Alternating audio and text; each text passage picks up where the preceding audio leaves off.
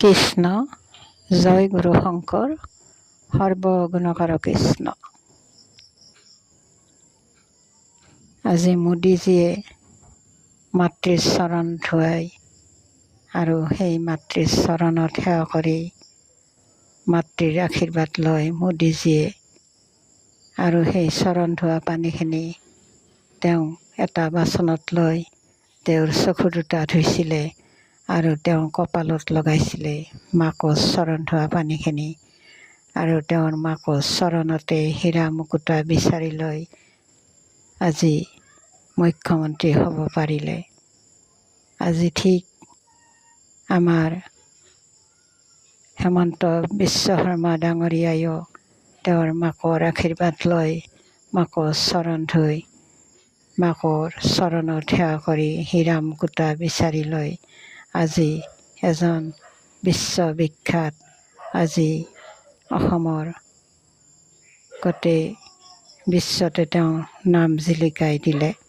গতিকে আমাৰ ল'ৰা ছোৱালীবোৰো মাক দেউতাকৰ চৰণত সেৱা লয়, হীৰা মুকুতা বুটলি লয়, তেনেদৰে ভাল কাম কৰিবলৈ ওলাই আহিব লাগে কৰ্মক্ষেত্ৰত মাক দেউতাকৰ আশীৰ্বাদ লৈ। আৰু মানুহক ভাল ব্যৱহাৰ কৰিব লাগে, মানুহক শ্ৰদ্ধা ভক্তি কৰিব লাগে, কাকো বেয়াকৈ ক'ব নালাগে, মানুহক সন্মান কৰিব লাগে।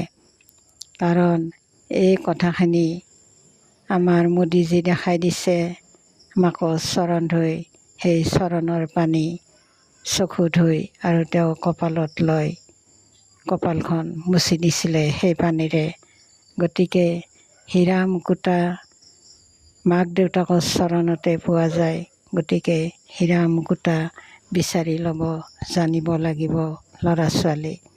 হীৰা মুকুতাৰ আঙুঠি পিন্ধিব নালাগে, হীৰা মুকুতা মাক দেউতাকৰ চৰণত পায় আৰু সেই হীৰা মুকুতা বুটলি কৰ্মক্ষেত্ৰত মাক দেউতাকৰ চৰণত সেৱা লৈ আগবাঢ়ি যাব লাগে।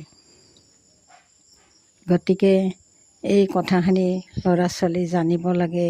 আৰু ঘৰৰ মুখিয়াল বিলাকেও ল'ৰা ছোৱালীক সৰুৰ পৰাই এই কথাখিনি শিকাব লাগে। ডাঙৰক শ্ৰদ্ধা ভক্তি কৰা, ডাঙৰক ভাল কথা বতৰা ক'বলৈ শিকাব লাগে। কাৰণ এই নীতি শিক্ষাবোৰ সৰুৰ পৰা পালেহে ল'ৰা ছোৱালী ভাল হয় আৰু